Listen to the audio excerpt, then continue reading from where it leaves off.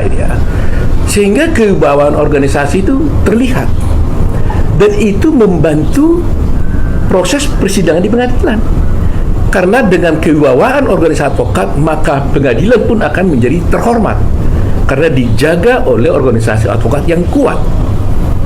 Nah, kalau organisasinya tidak seperti sudah seperti ini, terjadi seperti ini, bagaimana tindakan pengadilan?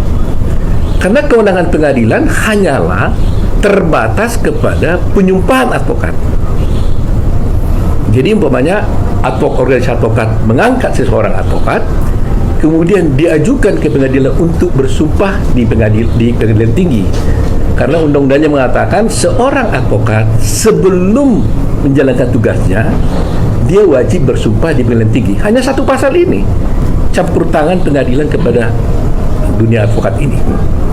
Nah, dulu yang boleh mengajukan penyumpahan itu hanya pradi. Nah, sekarang yang boleh mengajukan penyumpahan seluruh advokat. Nah, seandainya lah ada yang melanggar sebetulnya menghina pengadilan, oleh organisasinya itu dicabut izinnya umpamanya, kemudian orang ini pindah ke organisasi advokat yang lain, kan nggak bisa diapa-apain juga, tetap dia bisa beracara. Yang lebih parah sekarang ini ada tendensi ini. Advokat setelah diangkat oleh satu organisasi advokat, kemudian disumpah oleh pengadilan tinggi, lantas dia kan bisa beracara. Kemudian melanggar suatu seperti ini, melakukan penghinaan pengadilan. Dia menyatakan keluar dari semua organisasi manapun dia ada. Umpamanya dia menjadi masuk di organisasi X. Dia bilang saya keluar dan tidak mendaftarkan dirinya sebagai advokat sebagai anggota daripada organisasi itu. Bayangin, siapa yang mengawasi dia? Ini yang betul-betul sangat berbahaya.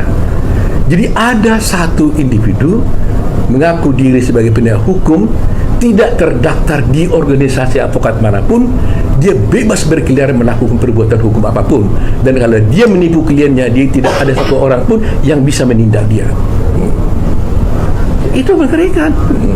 Karena itu tendensinya sekarang. Dia bilang, ngapain saya daftar jadi advokat organisasi apapun, supaya saya bebas berbuat apa saja. Nah, ini yang berbahaya. Itu legal, Bang? Kenyataannya, faktanya banyak. Tapi dia punya bas, Bang. Punya bas. Dia punya bas, oke. Katakanlah diangkat dia oleh organisasi, jadi advokat kan, kemudian disumpah oleh paling tinggi, kemudian berpraktek. Setelah itu dia keluar dari organisasi advokatnya. Lantas kalau dia melanggar kode etik, siapa yang mengadili? Kalau selama ini isunya kan dia pindah, masih mendingan di tempat lain dia bisa diadili. Ini enggak, dia enggak pindah, dia keluar, tidak mau jadi anggota organisasi advokat. Ini yang selalu saya serukan itu. Jadi ini yang harus dipertimbangkan oleh semua para pihak-pihak terkait. Bahayanya. Nah, akibatnya apa? Yang rugi pencari keadilan, yang rugi klien-kliennya. Klien-klien itu kan pencari keadilan.